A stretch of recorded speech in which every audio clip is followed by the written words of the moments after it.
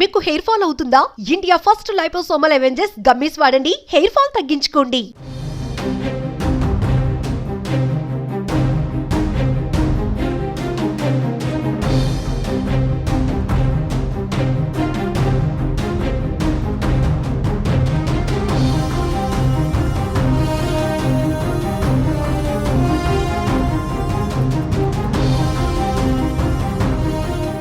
మానవత్వం అన్న పదం క్రమక్రమంగా మాయమైపోతుంది. అనుమానం పెనుభూతంగా మారిపోతుంది. ఏమాత్రం ఆధారం లేకుండా తన భార్య మీద తలెత్తిన అనుమానం అతన్ని రాక్షసుడిగా మార్చేసింది. ఆమెను చంపేయడమే కాదు, అత్యంత పాశావికమైన దుర్మార్గానికి ఒడిగట్టేలా చేసింది. వింటుంటూనే ఒళ్ళు గగుర్లపాటుకు గురవుతున్న ఆ కిరాతక చర్య ఏమిటి? ఎక్కడ జరిగింది? ఇదిగో ఇక్కడ ఫోటోలో మనం చూస్తున్న ఈ ఇల్లాలి పేరు వెంకట మాధవి. వీడు ఈమె భర్త గురుమూర్తి. ఇద్దరు పిల్లలతో కలిసి జిల్లలగూడ పరిధిలోని న్యూ వెంకటేశ్వర నగర్ కాలనీలో ఈ కుటుంబం నివాసం ఉంటుంది. గురుమూర్తి అసలు ఊరు ప్రకాశం జిల్లా జేపీ చెరువు. ఒకప్పుడు ఆర్మీలో ఉండేవాడు కాబట్టి కొన్ని సమయాలలో మద్యం తాగేవాడు. ఆర్మీ నుంచి వీడిని వెళ్ళగొట్టిన తర్వాత ఇప్పుడు హైదరాబాద్లోనే డిఆర్డీఓలో అవుట్సోర్సింగ్ సెక్యూరిటీ గార్డుగా పనిచేస్తున్నాడు. ఎందుకో వీడికి మాధవి మీద అనుమానం వచ్చింది.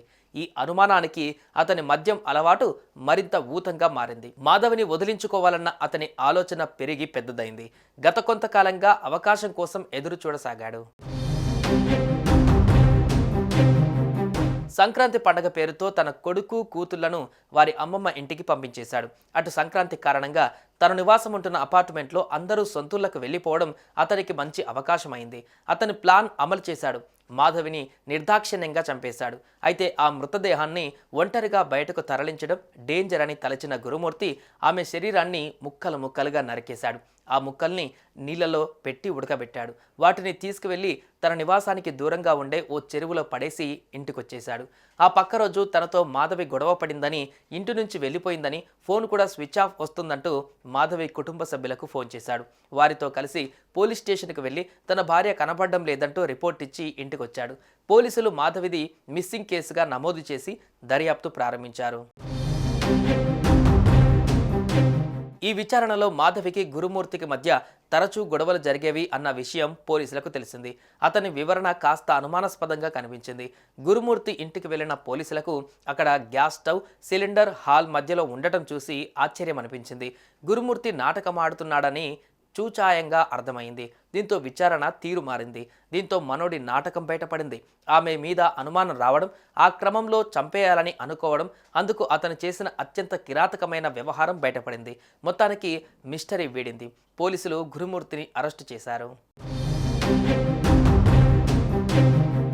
అంతా తానే చేశాను అని ఒప్పుకున్న గురుమూర్తి ప్రస్తుతం ప్లేటు ఫిరాయించేశాడు. నేను ఈ హత్య చేశాననేందుకు ఆధారాలు మీ దగ్గర ఏమున్నాయి? మీ సంగతి కోర్టులోనే తేల్చుకుంటానంటూ పోలీసుల మీద బెదిరింపులకు దిగాడు.